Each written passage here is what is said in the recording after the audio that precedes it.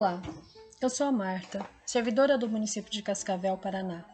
Ocupo o cargo de monitora de biblioteca desde setembro de 2013 e durante esse tempo eu tenho convivido de perto com a rotina da escola e com isso também dos professores, profissão que sempre tive uma admiração e que hoje admiro um pouco mais.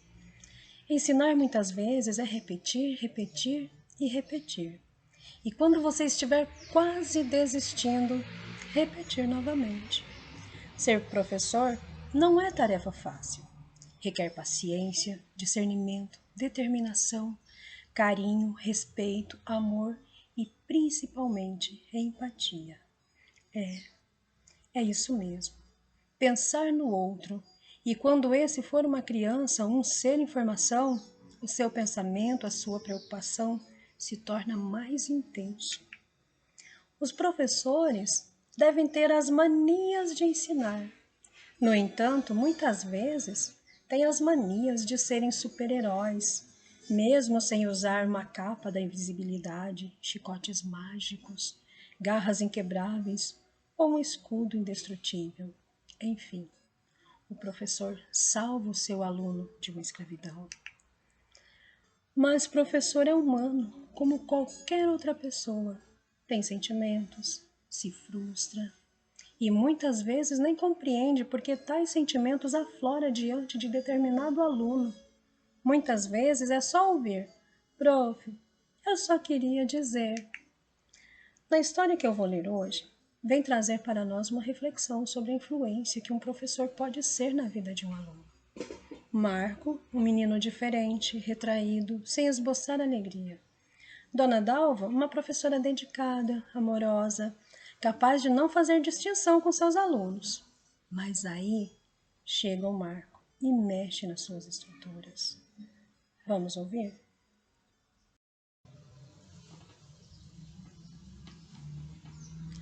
As Três Cartas de Marco, de Elizabeth Silance Ballard, com a tradução de Heloísa Prieto, da FTD Editoras.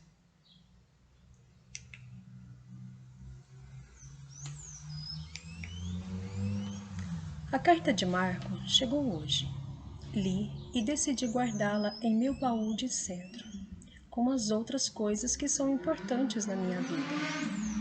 Eu queria que você fosse a primeira a saber. Sorri ao ler suas palavras. Meu coração encheu-se de um orgulho que eu não tinha direito de sentir. Marco. Eu não ouvia desde que ele fora meu aluno no 5º ano há muitos anos.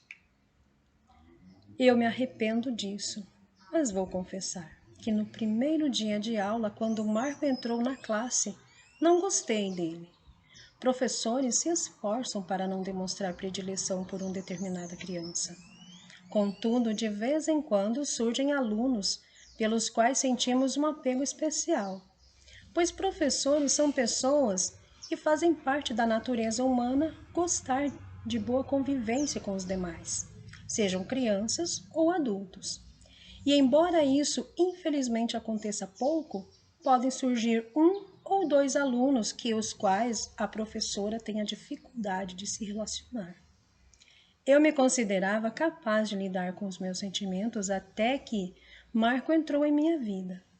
Eu não tinha um aluno preferido naquele ano, mas Marco não fazia com que eu me sentisse bem. Ele era um garotinho mal cuidado, desleixado. Sim, seu aspecto deixava muito a desejar, mas a capacidade intelectual era mais problemática ainda. No final da primeira semana, eu sabia que ele estava bem atrasado com relação aos colegas. Não só isso, ele era lento para aprender. Comecei a evitá-lo, sem me dar conta disso. Qualquer professor pode falar do prazer que sente ao ensinar uma criança motivada. Definitivamente é gratificante para o ego, Mas um educador sensível precisa trabalhar com essa criança, mantendo-a sempre interessada e dedicar maior empenho aos alunos que demonstram dificuldade de aprendizado. O professor deve ser capaz de repartir-se entre os diferentes tipos de aluno. A maioria faz isso, realmente, mas eu não fiz. Não naquele ano. Na verdade, eu me concentrei nos melhores alunos e deixei que os outros fossem seguindo as aulas do jeito que desse. Sinto remorso em admitir que não fui muito generosa ao corrigir as tarefas de Marco. Cada vez que eu pegava uma lição de Marco, as cruzes vermelhas, que eram muitas, sempre ficavam um pouco maiores e mais fortes que o necessário. Que trabalho fraco! Eu escrevia em letra caprichada. Eu não prestava muita atenção nele. Não nas pequenas coisas que ele tentava fazer corretamente. Parece que essa minha atitude gerou um mal-estar geral na sala de aula. Ele se tornou rapidamente o excluído da turma. Marco percebia que não era querido, mas demonstrava não saber por quê. Nem eu mesma compreendia a razão de me sentir tão deslocada, tão insegura diante dele. Só me lembro que Marco era um garotinho que não despertava simpatia em ninguém, e eu não fazia nenhum esforço para melhorar aquela situação. Os dias se passaram e começaram os preparativos para o festival de inverno, e eu continuava marcando as lições de Marco com a caneta vermelha. Quando o Natal se aproximou, eu já sabia que Marco não iria recuperar os pontos e passar para o 6º ano. Ele seria reprovado. Tentando justificar minha atitude para mim mesma, de vez em quando examinava os arquivos do garoto. Nos primeiros 4 anos, suas notas foram muito baixas, mas ele passara de ano. Como ele conseguira fazer isso, eu não sabia. Estava insensível, tentando ignorar as observações.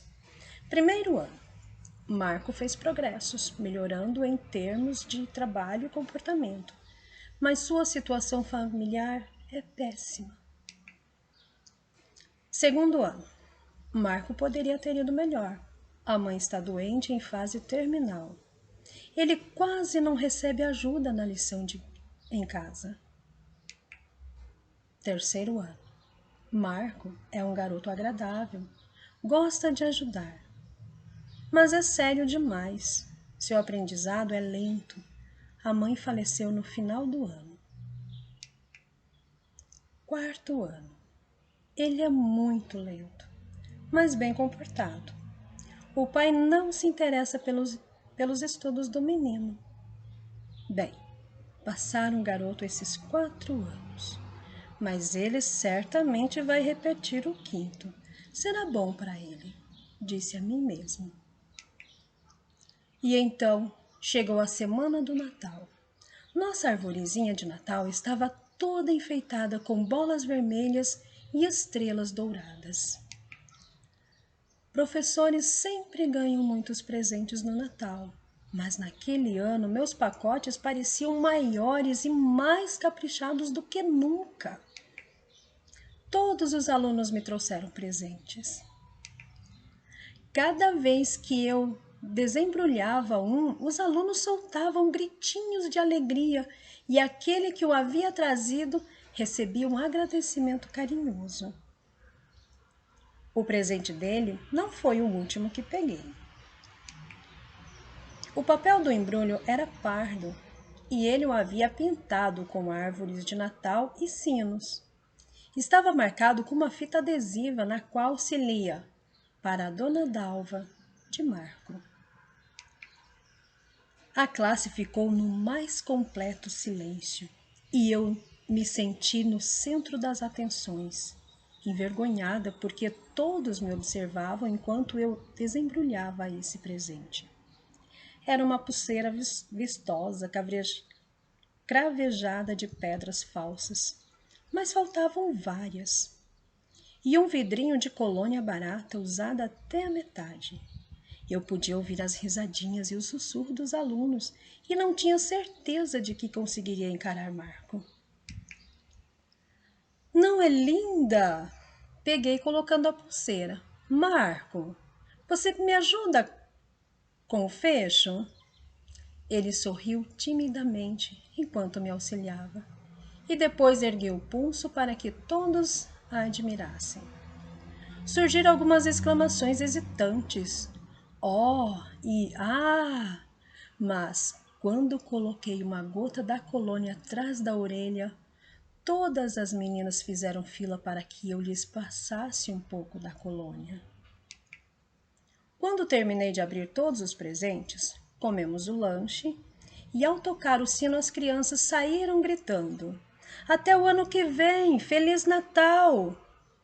Mas Marco ficou esperando em sua carteira. Depois que todos saíram, ele caminhou até minha direção. "Você está com um cheiro igualzinho ao da minha mãe", ele disse suavemente. "A pulseira dela ficou muito bonita em você também. Estou feliz porque você gostou do presente." Ele saiu rapidamente e tranquei a porta. Ali em pé, sozinha, chorei, decidida a encontrar uma compensação por aquilo que eu lhe negara tão abertamente: amor e atenção acolhedora.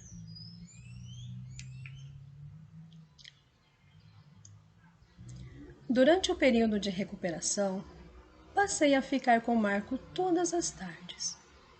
Às vezes, trabalhávamos juntos. De vez em quando, ele estudava sozinho, enquanto eu fazia o planejamento de aulas ou corrigia provas. Lenta, mas firmemente, ele conseguiu superar a maioria de suas dúvidas e demonstrou muito empenho para aprender. Gradualmente, suas notas foram subindo. Marco não repetiu o quinto ano. Na verdade, sua nota final foi uma das mais altas da classe. E embora eu soubesse que ele ia mudar para outro estado depois do término das aulas, não me preocupava com isso. Marco tinha alcançado um nível que lhe garantia uma boa base no ano seguinte, para onde quer que ele fosse. Ele gostou de ser bom aluno, estava motivado e aconteceria o que aprendemos no curso de pedagogia: sucesso conduz a mais sucesso. Passei vários anos sem ter notícias de Marco, até que sua primeira carta apareceu na minha caixa de correio. "Querida senhorita Dalva, eu só queria que você fosse a primeira a saber que me formei no ensino médio no dia 25 de maio. Fui o segundo colocado de minha turma. Com todo o meu carinho, Marco." Eu lhe enviei um cartão de parabéns e um pacotinho que continha um estojo com uma caneta e um lápis. Eu me perguntava o que ele iria fazer depois da formatura. Eu descobriria a resposta 4 anos depois, quando a segunda carta de Marco chegou. "Querida senhorita Dalva, acabei de me formar e fui o primeiro da turma. A universidade foi um pouco difícil, mas sentirei saudades daqui. Com todo o meu carinho, Marco." Eu lhe enviei um bom par de abotoaduras e um cartão. Eu me sentia tão orgulhosa dele que poderia até explodir. E hoje recebi a terceira carta de Marco. "Querida senhorita Dalva, eu queria que você fosse a primeira a saber. A partir de hoje, serei o Dr. Marco. O que você acha disso?